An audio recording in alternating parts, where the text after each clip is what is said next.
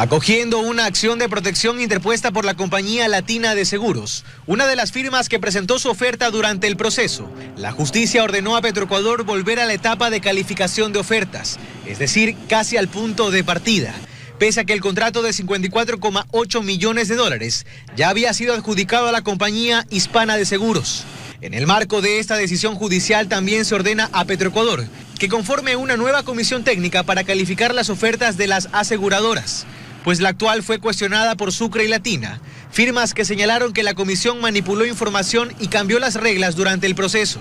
Sin embargo, la licitación también fue cuestionada por el Servicio de Contratación Pública, que solicitó la suspensión del proceso por presuntas anomalías, pero luego debió abstenerse de realizar controles por pedido de un juez del Cantón Pedro Carbo. Ahora, con esta nueva decisión, la entidad retomará la supervisión del proceso. Entonces, nosotros continuamos con el proceso de supervisión, cuestión que lo estamos realizando. Los activos de la petrolera tienen un monto asegurable de 5.954 millones de dólares y actualmente mantiene un contrato con Seguros Sucre que está vigente hasta el próximo 7 de diciembre. Nos pronunciaremos lo más pronto posible, toda vez que hayamos revisado los aspectos técnicos y jurídicos del proceso de contratación. Primero tenemos nosotros que ejercer el proceso de supervisión, veamos los hallazgos que se tiene y conforme se determine, se procederá a revisar las otras alternativas. Por lo pronto nosotros no podemos adelantar criterio mientras no hayamos revisado todos los descargos. Sobre este nuevo revés en el proceso de contratación de un seguro contra todo riesgo, hemos solicitado una versión de parte de Petroecuador. Desde el Departamento de Comunicación de la Estatal Petrolera nos han informado que por lo pronto no se pronunciarán al respecto. En Guayaquil.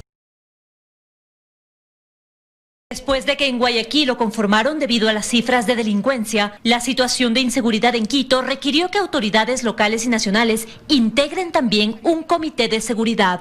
Todos coordinando en sinergia acciones y actividades, poniendo a disposición de la seguridad de la ciudadanía todo el contingente municipal para entregarle a la ciudad de Quito la paz franciscana que requiere para seguir luchando contra la inseguridad. El comité se instalará de manera rotativa en cada una de las instituciones que la están conformando.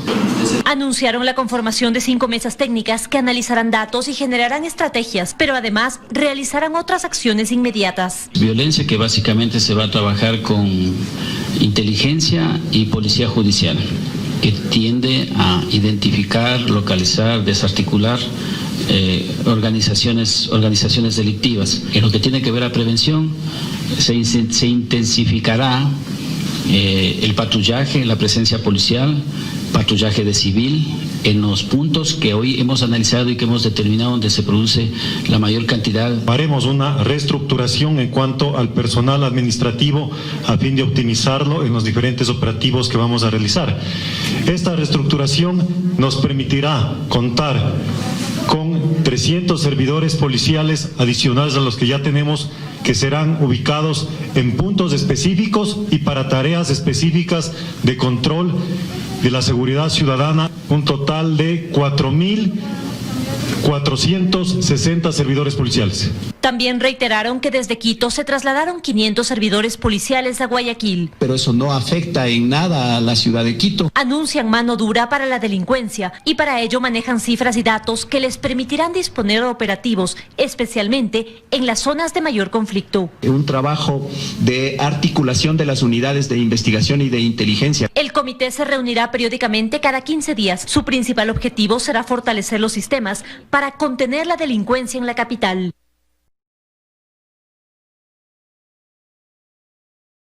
La cuenta de Ecuador con los organismos multilaterales de crédito sigue subiendo. Con el último desembolso proveniente del Banco Mundial, la deuda del país con sus acreedores llega a 4.708 millones de dólares solo hasta el 1 de diciembre.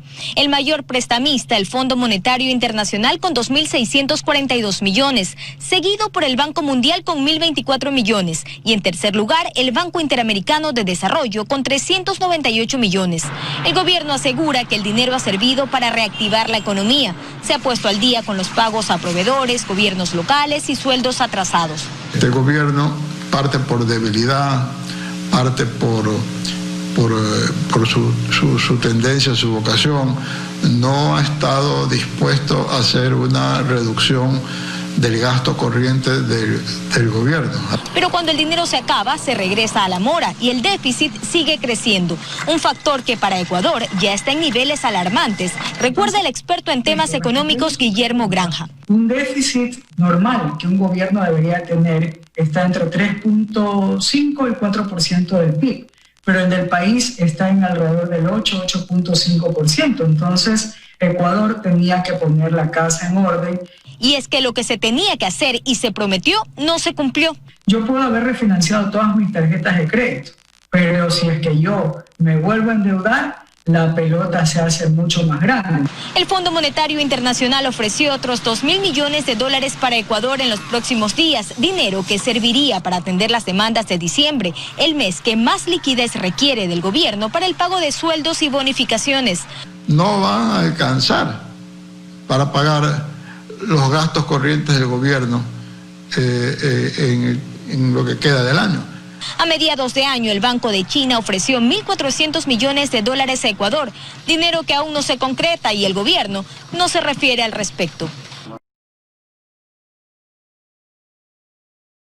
La Asamblea Nacional echó abajo la posibilidad de que los notarios del país se sometan a un concurso de méritos y oposición para su reelección luego de 6 años de labor. Los legisladores argumentan que ratificarse en la reforma aplicada al artículo 300 del Código Orgánico de la Función Judicial responde a que los notarios ya participan en un primer concurso para optar por los cargos, por lo que no sería necesaria una segunda evaluación. Que los notarios para ingresar tienen que concursar. Nadie puede ingresar a dedo y nadie se puede quedar más allá del tiempo previsto. El presidente de la República planteaba en su veto una evaluación adicional, una evaluación de su rendimiento, lo cual no es un requisito constitucional. Según lo aprobado, los notarios que ingresaron mediante concurso desde el año 2013, que hayan concluido su primer periodo y se encuentren en funciones prorrogadas, podrán ser reelectos para su segundo periodo, siempre y cuando hayan cumplido con los estándares de rendimiento. Todo el mundo debe actuar con transparencia. Dentro de la perspectiva para la reelección está el cumplimiento de la capacitación continua.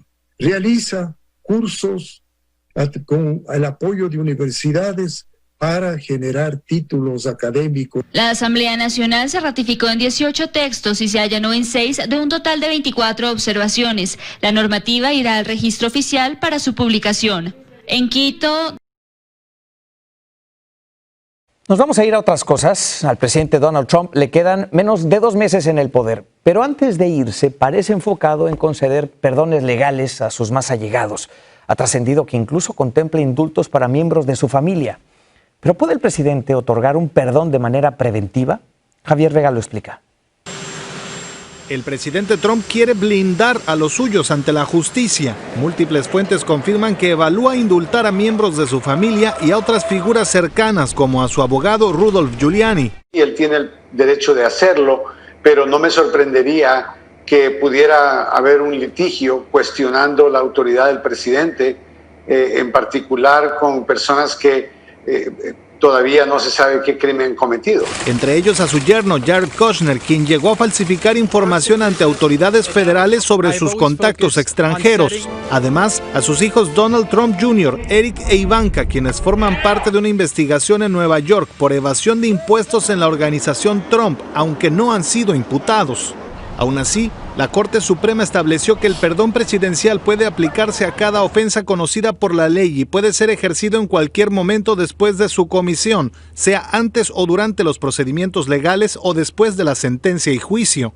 De modo que sí puede ser emitido incluso antes de una investigación formal, aunque por otro lado el indulto no protege de los crímenes locales o estatales. En reacción a los reportes, el abogado personal del mandatario los calificó como falsos, lo mismo que la Casa Blanca.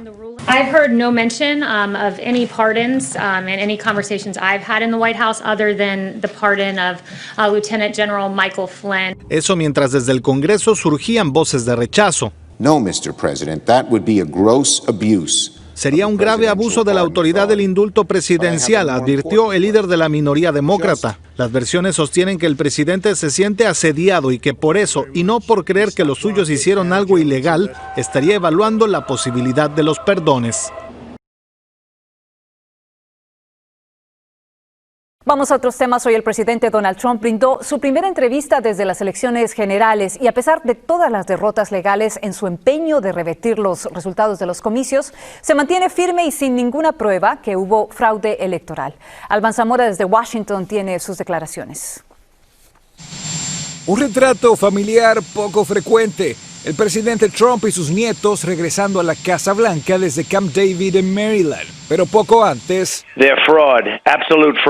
durante una entrevista en la cadena Fox News, el mandatario enardecía a sus seguidores haciendo eco de sus propias palabras. 26 días después de las elecciones y sin presentar fundamentos, repitió que hubo fraude masivo en el proceso de votación.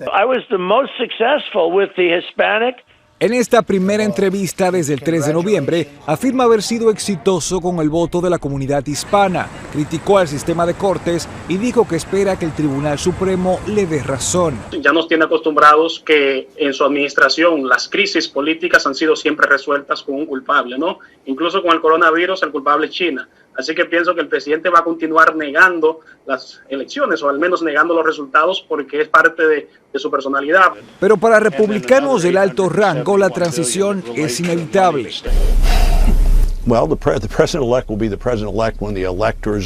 Aunque en una entrevista en la cadena CNN, el senador Roy Blunt de Missouri se negó a referirse a Joe Biden como presidente electo. Entiende que las votaciones no estuvieron amañadas y admite que es probable que en enero el demócrata se convierta en el mandatario número 46 de Estados Unidos. Entre tanto, Biden da otro paso en la transición. Este lunes recibirá su primer informe de inteligencia. A mitad de semana se espera que el presidente electo presente parte de su equipo económico que enfrentará a un país sumido en una crisis económica y una pandemia que no tiene fecha de conclusión.